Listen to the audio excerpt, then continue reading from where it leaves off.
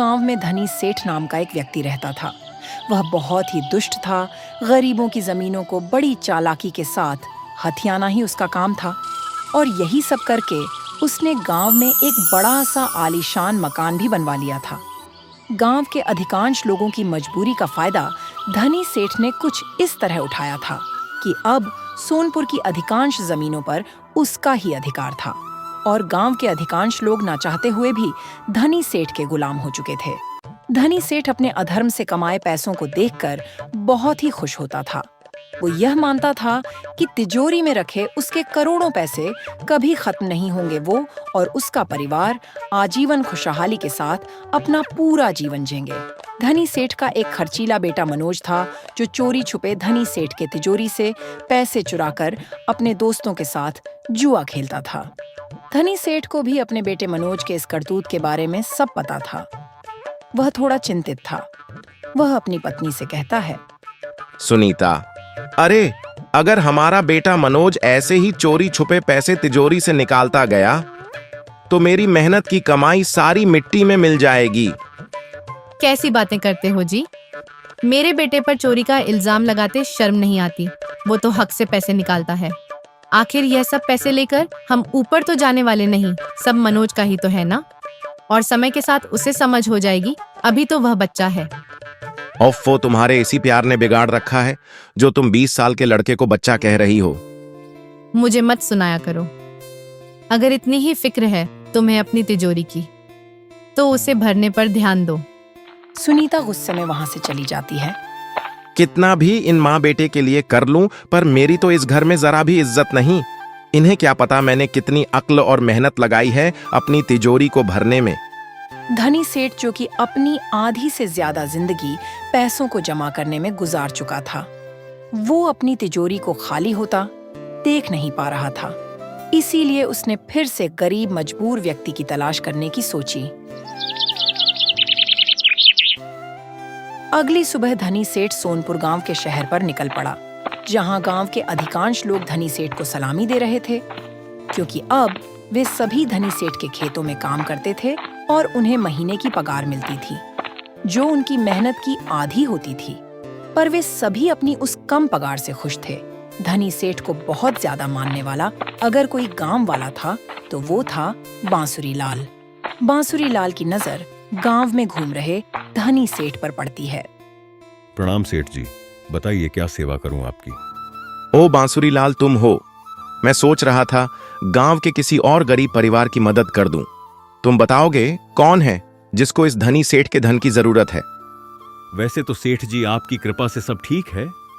गांव के अधिकांश लोग जो आपके शरण में हैं, उन्हें खाने पीने की तो कोई कमी नहीं है। पर यहां पास में ही भोलूदास का घर है, जो इतना गरीब है कि 4 दिनों से उसका परिवार भूखा है और वह भोलू खुद बिस्तर पर पड़ा हुआ है, अपनी आखिरी सांसें गिन रहा है। बांसुरी लाल, अगर वो इतना ही गरीब है तो मेरे पास मदद मांगने क्यों नहीं आया?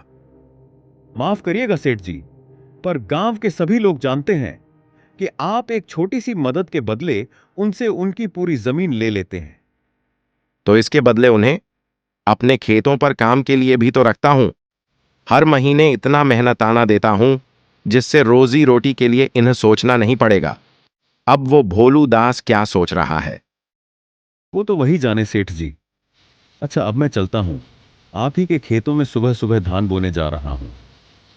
ठीक है बांसुरी लाल, जाओ और जाकर धान बोवो और दूसरे लोगों को भी देखना कि वो अच्छे से काम कर रहे हैं या नहीं। ठीक है सेठ जी, प्रणाम। बांसुरी लाल वहां से चला जाता है। लगता है इस भोलू दास से मिलना ही पड़ेगा। आखिर कौन सी अकड़ है उसे जो वो मुझसे मदद मांगने नहीं आ रहा है। मर जाएगा भूखा, पर अपनी बंजर जमीन को मुझे नहीं बेचेगा। उससे उसकी जमीन तो लेकर ही रहूंगा।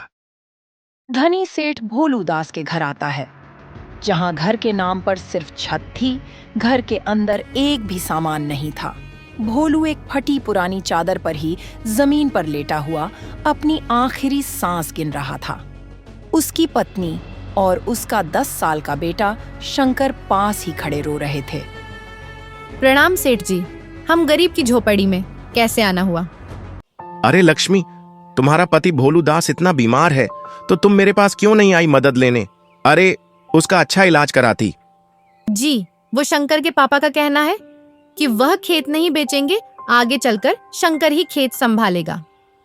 वो सब तो ठीक है लक्ष्मी बेटी, पर जरा सोचो भोलू के जाने के बाद तुम अपने इस 10 साल के लड़के को कैसे संभालोगी?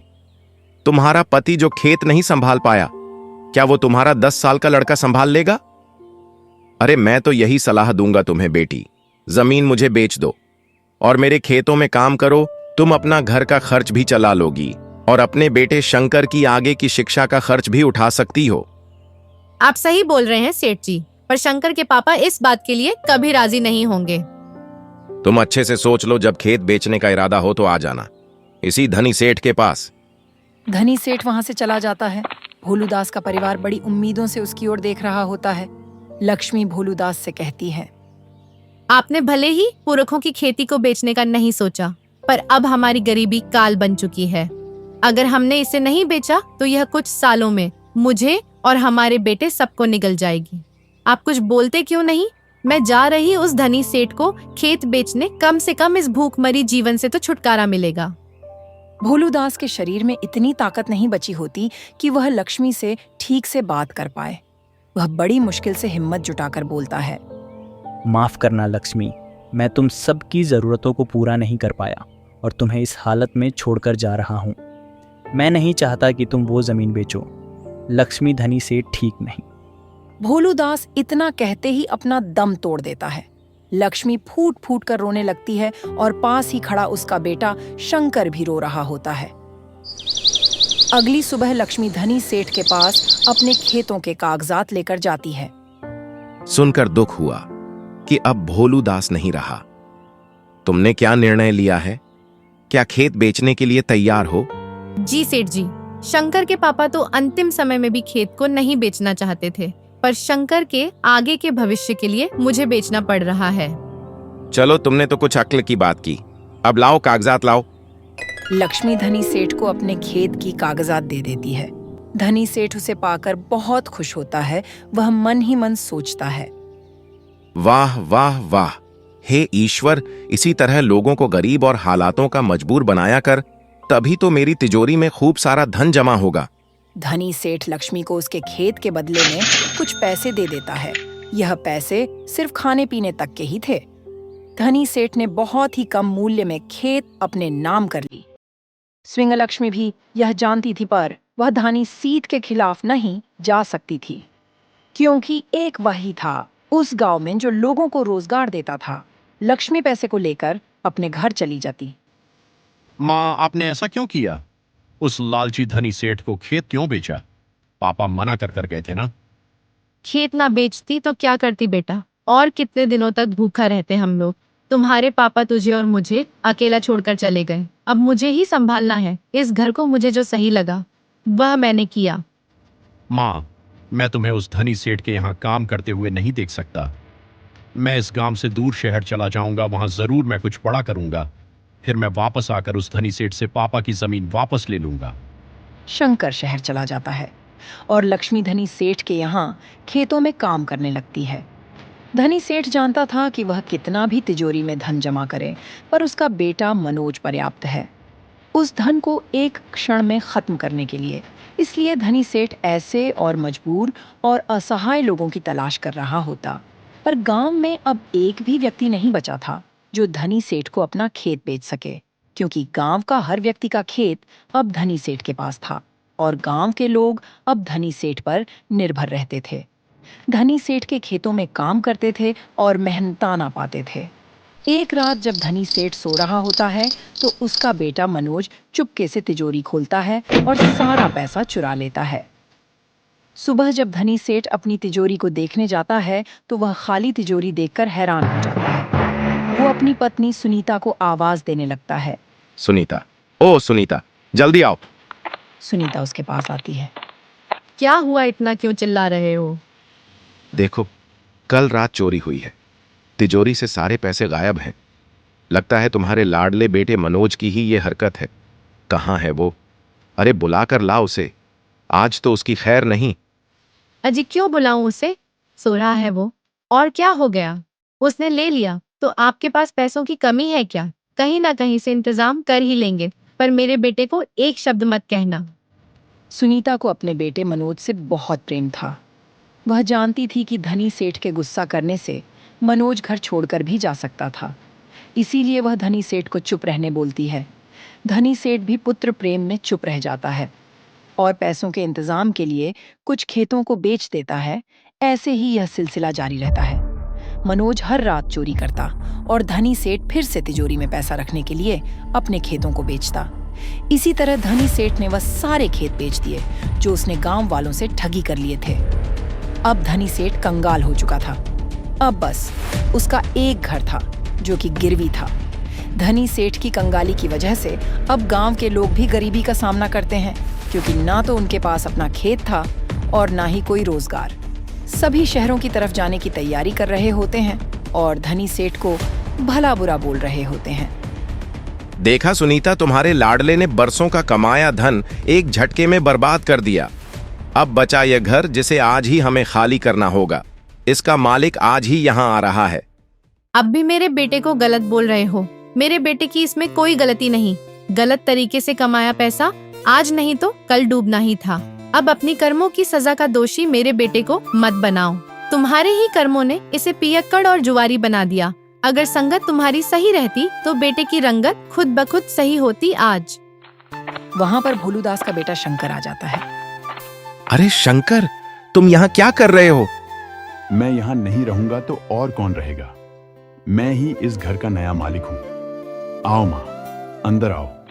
शंकर की माँ लक्ष्मी वहां आती है। तुम्हारे घर पर कैसे? जैसे हमारी खेत आपकी हो गई, वैसे ही यह घर भी हमारा हो गया और यहाँ के सारे खेत भी। पर तुमने यह कैसे किया? जैसे तुमने मेरी और पूरे गांव की मजबूरी का फायदा उठाया, वैसे ही मैंने भी तुम्हारी मजबूरी का फायदा उठाया। तुम्हारा बेटा मनोज, वो जिससे जुए में सब हारा है, वह मैं ही हूं। तो तुम पिद्दी भर के लड़के, तुमने ये सब किया? तुमने मेरे बेटे को बिगाड़ा। बिगड़ा तो वो पहले से था सेठ जी। मैंने तो बस उसके बिगड़ेपन का फायदा उठाया है। जैसे आपने हमारी मजबूरी का फायदा उठाया और हमारे खेत का मूल्य सिर्फ 3000 लगाया। अब चलिए जगह खाली करिए, वरना पुलिस बुलाना पड़ेगा। धनी सेठ, उसकी पत्नी सुनीता और उसका पियक्कड़ बेटा मनोज तीनों उस घर को खाली कर देते हैं। शंकर गांव वालों की खेत वापस कर देता है, जिससे वह गांव वालों का प्रिय हो जाता है। सभी उसे बेहद ही कम उम्र का बुद्धिमान मुखिया बना देते हैं और शंकर अब सोनपुर गांव का मुखिया और करता धरता बन जाता है। पर वह धनी सेठ की तरह गांव वालों का खून चूसकर पैसे नहीं बनाता था। वह उनकी मदद करता और उनकी परवाह किया करता था।